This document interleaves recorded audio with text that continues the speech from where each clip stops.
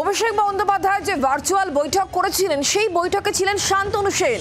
Suspended Shantanu সেনের বৈঠকে থাকা নিয়ে জল্পনা, যেটা সূত্র মারফত আমরা খবর পাচ্ছি। শান্তনু সেন তিনি বৈঠকে উপস্থিত ছিলেন। অভিষেক বন্দ্যোপাধ্যায় যে ভার্চুয়াল মিটিং করেছিলেন সেখানে শান্তনু সেন উপস্থিত ছিলেন বলে সূত্র মারফত খবর পাওয়া যাচ্ছে। শান্তনু সাসপেনশন ঘিরে জোর চর্চা এই মুহূর্তে রাজনৈতিক মহলে। এই বিষয় নিয়ে আমাদেরকে আরো জানাবেন প্রবীর। এই মুহূর্তে আমাদের সঙ্গে রয়েছেন প্রতিনিধি টেলিফোনে। প্রবীর, কি খবর রয়েছে এই বিষয়ে? দেখো, যেটা জানা যাচ্ছে, এই যে অভিষেক বন্দ্যোপাধ্যায়ের 15 তারিখে ভার্চুয়াল বৈঠক ভুয়ো ভোটার নিয়ে, সেক্ষেত্রে দাঁড়িয়ে 4000 প্রতিনিধি সেদিনকার এই বৈঠকে উপস্থিত ছিলেন।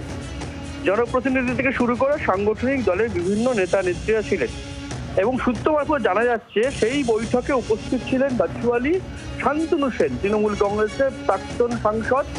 এবং বড় বিষয় হচ্ছে, শান্তনু সেনকে শৃঙ্খলা ভঙ্গের অভিযোগে 6 বছরের জন্য সাসপেন্ড করেছে তৃণমূল কংগ্রেস।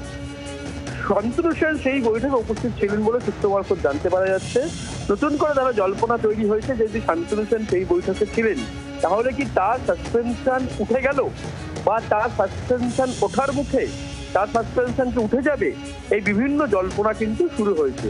সুতরাং শান্তনু সেন, যিনি দল থেকে সাসপেন্ড, তিনি সেদিনকার বৈঠকে ভার্চুয়ালি উপস্থিত ছিলেন এবং সেই ভার্চুয়ালি বৈঠকে অন্যান্য যারা জনপ্রতিনিধি ছিলেন বা দলের সাংগঠনিক যারা পদাধিকারী তারা ছিলেন, সেই সঙ্গে শান্তনু সেন উপস্থিত ছিলেন। যে শান্তনু সেনকে 6 বছরের জন্য সাসপেন্ড করেছে তৃণমূল কংগ্রেস শৃঙ্খলা ভঙ্গের দায় বিশেষ করে আরজিকরকে সামনে রেখে, সেখানে তার উপস্থিতিতে স্বাভাবিকভাবেই জল্পনা তৈরি হয়েছে তাহলে সেই শান্তনু সেনের সাসপেনশন উঠলো কি উঠলো না, বা ওঠার মুখে কিনা।